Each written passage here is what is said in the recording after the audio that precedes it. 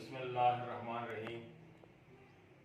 आज मैं जिस मौजू पर आपसे बात करना चाह रहा हूँ वो है कम्युनिकेशन एंड प्रेजेंटेशन स्किल्स।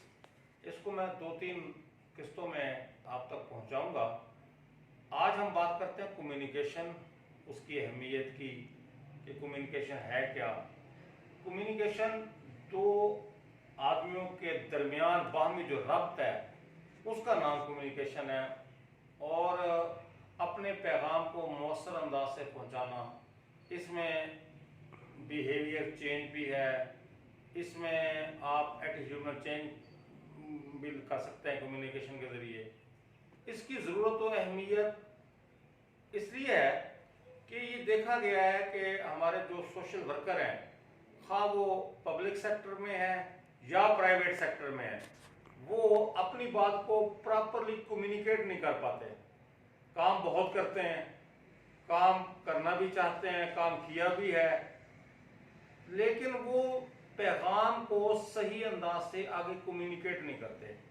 क्या चाहिए, क्या मकसदियत है, ये एक बड़ा गैप आ रहा है। तो कम्युनिकेशन स्किल्स का जानना बड़ा ही अहम है, और इसमें अगर हम महारत हासिल कर लें, हम कम्युनिकेशन के जो असूल व ज़वाबित हैं इस पर अमल पैरा हो जाएं, तो हमारा काम आसान हो जाएगा। मुझे पता है फील्ड में हम फील्ड वर्कर, बहुत अच्छे फील्ड वर्कर हैं, बहुत अच्छे, वो काम करते हैं जो आम ऑफिसर, आम वर्कर नहीं कर सकता। लेकिन हमें अगर किसी से रब्ता करना है, कोई चीज़ मांगनी है, तो हम ऐसी लैंग्वेज इख्तियार करते हैं, ना पता चलता है कि ग्रांट मांग रहे हैं या दे रहे हैं, कोई मदद चाह रहे हैं या दे चुके हैं, अप्रूवल चाहिए या अप्रूवल लिखेंगे, अप्रूवल चाहिए, मफहूम बनेगा अप्रूवल हो गई है। कम्युनिकेशन में ऑब्जेक्टिविटी बड़ी अहम है कि आपका मकसद क्या है, मकसदियत क्लियर होनी है। उसके बाद आप उस मैसेज को जो आपके ज़हन नारसा में है, आप उसे जब दूसरे तक पहुंचाते हैं तो आपको बहुत एहतियात के साथ और वो लैंग्वेज इख्तियार करनी है जो दूसरा समझता है। वो कहते हैं ना कि हर देश की अपनी अपनी बोली और सहरा का सकूत भी सदा है। तो हर अदारे की, हर डोनर की अपनी टर्मिनोलॉजी होती है। मेडिसिन की अपनी टर्मिनोलॉजी है, इंजीनियरिंग की अपनी टर्मिनोलॉजी है, सेक्रेटरीट के अल्फाज अपने हैं, डोनर एजेंसीज के साथ आप कम्युनिकेशन करते हैं, उनकी लैंग्वेज, उनके लेटर का पैटर्न, उनका कम्युनिकेशन का अंदाज, अलकाबात वो अलहदा से हैं। अब देखें देहातों में कोई पूछता है कि जी ये फलां का रकबा, फलां का घर, फलां की दुकान कितनी दूर है, तो हमारे सराइकी इलाके में कहेंगे जी ले बाह, यानी कि जहाँ तक बकरे की आवाज़ जाती है इतनी दूर है। किसी चक में चले जाएं, वो कहेंगे तारिक चेयरमैन का भाई जमीन की तरह, वो कहेंगे 4 मुरब्बे, उनके अपने एक मुरब्बों की टर्मिनोलॉजी है। शहर में इस्लामाबाद में सेक्टर चलेगा, 2 सेक्टर बाद, 3 सेक्टर बाद, तो हर जगह का अपनी एक टर्मिनोलॉजी है, हर एक शोबे की अपनी टर्मिनोलॉजी है, हर एक इलाके की अपनी टर्मिनोलॉजी है, हर बंदे की अपनी एक समझने का ख़ास अंदाज है। अगर आप उसको कम्युनिकेट करें उसी अंदाज से जिसको वो समझ सकता है, वरना तो कहता है ना कुछ न समझे खुदा करे कोई नहीं। हमने तो चूंकि समझाना है, हमने बात कम्युनिकेट करनी है, इसके प्रोसेस है कम्युनिकेशन के। सबसे पहला प्रोसेस है आइडिया। वो कहते हैं ना निरंगी ख्याल, ख्याल आइडिया बड़ी अहम चीज है। यही आइडिया है कि इंसान ने सोचा कि मैंने कायनात की वसअतों को मुसख्खर करना है, तो मुसख्खर कर रहा है। इंसान ने सोचा कि मैंने समंदरों की अथाह गहराइयों में उतरकर और कायनात के असरार और रमूज का जायजा लेना है, वो समंदर की गहराइयों में उतर गया है। उसने सोचा कि मैंने चांद पर कदम रखना है, वो चांद पर पहुंच गया। उसने सोचा कि मैंने दीवार चीन बनानी है, बना ली। कोई काम करने से पहले उसका आइडिया जरूरी है। देखिए ना पाकिस्तान क्या है, एक आइडिया की पैदावार है। पाकिस्तान का आइडिया पहले पेश किया गया कि हमें एक ऐसा आज़ाद मुल्क चाहिए जहां पर हम इस्लाम के अज़ली और अबदी असूलों को पर अमल पैरा होकर और ज़िंदगी गुजार सकें। हमें एक माशरती निज़ाम चाहिए। इस्लामी फलाही रियासत का कंसेप्ट है, दो कौमी नज़रिया वजूद में आया। तो ये आइडिया था, आइडियालॉजी ऑफ पाकिस्तान। उसके बाद क्या हो, मुल्क बन गया। तो सेम जब आप कम्युनिकेशन करते हैं तो सबसे पहले आपका एक आइडिया होना चाहिए कि आपका आइडिया है क्या, आपके जहन में बात है क्या, मैसेज क्या आपने कम्युनिकेट करना है, उसको आप क्लियर करें। पहले एक आइडिया बनाएं कि मैंने लोगों की शिरकत को यकीनी बनाना है, उनकी कम्युनिटी पार्टिसिपेशन हासिल करने के लिए एक मैंने लेटर लिखना है, एक मैंने पॉम्फलेट बनाना है। तो ये आइडिया आपका क्या है, कम्युनिटी पार्टिसिपेशन, या कहीं से हमने रिसोर्सेज को लेना है, फाइनेंशियल रिसोर्सेज को लेना है, तो उस अंदाज से आइडिया है कि हमने माली मदद, माली मुआवना चाहिए। हम इस आइडिया को पहले जहन में रखते हैं, फिर अपना कम्युनिकेशन का स्टाइल वही बनाते हैं। कम्युनिकेशन इन राइटिंग भी हो सकती है, कम्युनिकेटेड इन प्रेजेंस में भी हो सकती है, आप उसको तकरीर के जरिए भी कर सकते हैं, प्रेजेंटेशन के जरिए भी कर सकते हैं। उसके बाद आ जाती है अनकोडिंग। ये बड़ी अहम चीज है। अनकोडिंग क्या है कि अपना जो आपका आइडिया है उसको एक फॉर्म में लाना है, एक उसको शक्ल देनी है, उसकी एक हैत बनानी है। आपके पास मुतफर्रिक और मुंतशिर ख्यालात हैं, उनको आपने एक ख्याल लाना है। तस्बीह के बिखरे दानों को एक जगह लाकर इकट्ठा करके उनको आपने फिर भेजना है। और उसमें क्या है, जो भेजने वाला है, सेंडर है, उसकी चॉइस अल्फाज की बड़ी अहम है। आप उन अल्फाज का चुनाव करते हैं जो सहल हो, जो समझने में आसानी हो, जिसको भेज रहे हैं वो उन अल्फाज से वाकफियत रखता हो, उस टर्मिनोलॉजी को जानता हो, आप उसकी लैंग्वेज में उसी के अंदाज से अपनी बात को पहुंचाते हैं। नॉन वर्बल बिहेवियर है।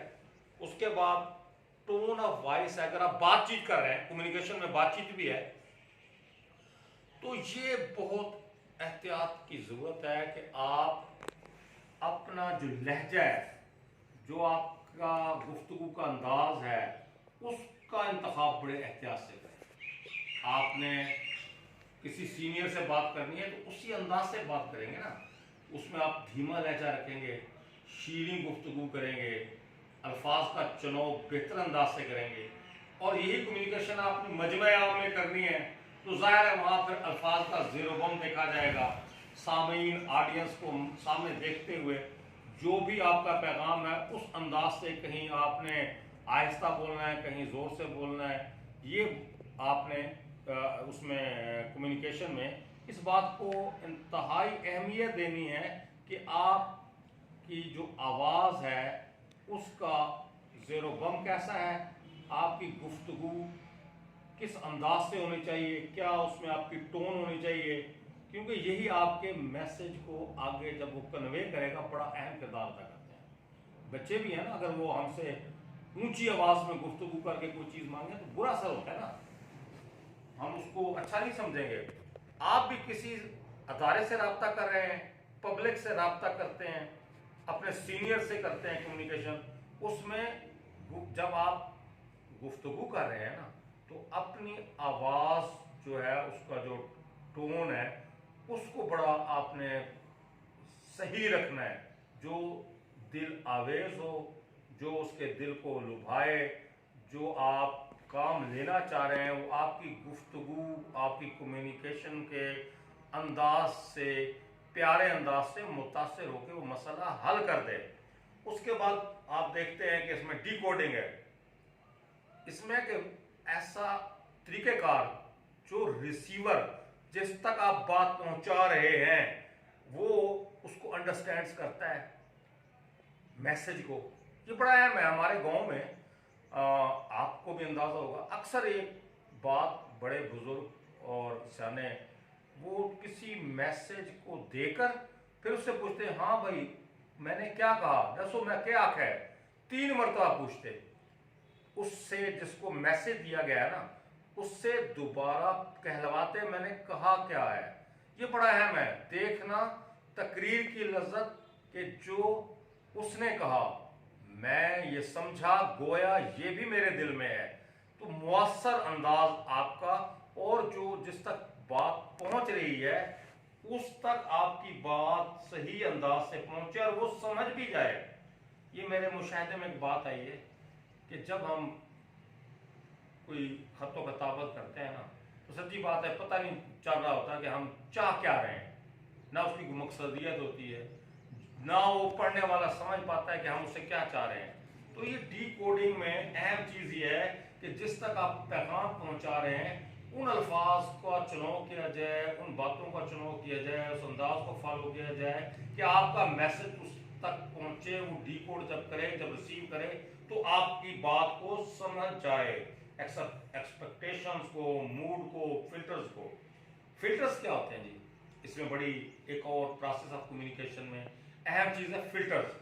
फिल्टर्स इंसान के इनफरादी आदात व खसाइल हैं, करेक्टरिस्टिक्स हैं। जैसे नॉलेज है, जैसे एक्सपीरियंसेस है, हर एक का अपना एक इल्म है। एक्सपीरियंसेस शेयरिंग सेशन हम करवाते हैं, हम कई बंदों को अपने मैसेज को कन्वे करें, उसमें ज़ाती तजर्बात, मुशाहदात वो बयान करते हैं ताकि वो समझ आए। उसके साथ साथ बैकग्राउंड होता है हर काम का, हर बात का। जब आप किसी कम्युनिटी में काम कर रहे हैं या किसी अदारे में काम कर रहे हैं और आप मैसेज कन्वे कर रहे हैं, कम्युनिकेट कोई बात कर रहे हैं, तो उसमें उसकी पस मंज़र भी बयान करें कि हमसे पहले अजब था तेरे जहाँ का मंजर। तो वो जो पहले का मंजर है ना, मैं रावलपिंडी के एक NGO को, मुजफ्फर महमूद सेक्रेटरी थे हमारे, वो हमें पिंडी ले गए। तो उस जो वेलफेयर सोसाइटी थी, उन्होंने प्रेजेंटेशन के ज़रिए हमें पहले उस इलाके की एक तस्वीर कशी की हुई दिखाई। प्रेजेंटेशन कर रहे थे मल्टीमीडिया पे कि इससे पहले यहाँ गंदगी के ढेर थे, इससे पहले यहाँ पर बेशुमार गलासतें इकट्ठी थी, इससे पहले जो है ना उसको इकट्ठा करके गंदगी को कहीं क्या ठिकाने लगाने का कोई उनके पास इंतज़ाम नहीं था। फिर उसके बाद उन्होंने अपना वो दिखाया कि अब हमने इस अंदाज से सफाई का काम शुरू कर दिया है। और भी कोई काम है तो उसकी बैकग्राउंड का बताना, उसके पस मंज़र का बताना, उसके हालात जो पहले गुजरे हैं उसको बता के फिर आप जो है आगे चलते हैं। तो उसके बाद इन्वायरमेंट, ये बड़ा अहम है। एक शख्स जो है वो खफगी में बैठा है, एक आदमी टेंशन के माहौल में है, जैसे कोरोना फैला हुआ है, हर बंदा बड़ी टेंशन में है, और आप मैसेज उसको लेके जा रहे हैं और उसको कम्युनिकेट कर रहे हैं कि आप आज हमारे यहाँ आज एक कोई फंक्शन है, कोई खुशी का फंक्शन है और आप उसमें आए।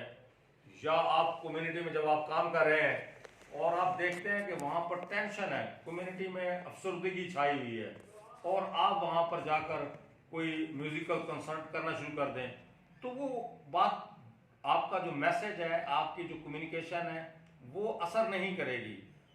तो कम्युनिकेशन में आपने एनवायरनमेंट को बहुत ज़्यादा अहमियत देनी है। माहौल पर आपकी नज़र होनी चाहिए, ऐसा पीसफुल, काम और प्यारा एनवायरनमेंट हो, फिर आप अपनी बात को करेंगे, वो आपकी बात समझेगा। पर सबीले तस्करा तबलीगी जमात वाले बहुत अच्छा काम कर रहे हैं, लेकिन मैंने देखा है कि बंदा घर से निकलता है दवाई लेने के लिए और वो पकड़ लेते हैं, हमारी बात सुन के जाएं। अब एक शख्स जो है उसके घर में मरीज है, वो दवाई लेने जा रहा है, उसका एनवायरनमेंट जो है वो बीमारी वाला है, अफसरदगी का, टेंशन वाला है, और वो उसको घंटे का लेक्चर दे रहे हैं, तो क्या खाक उस पर असर होगा।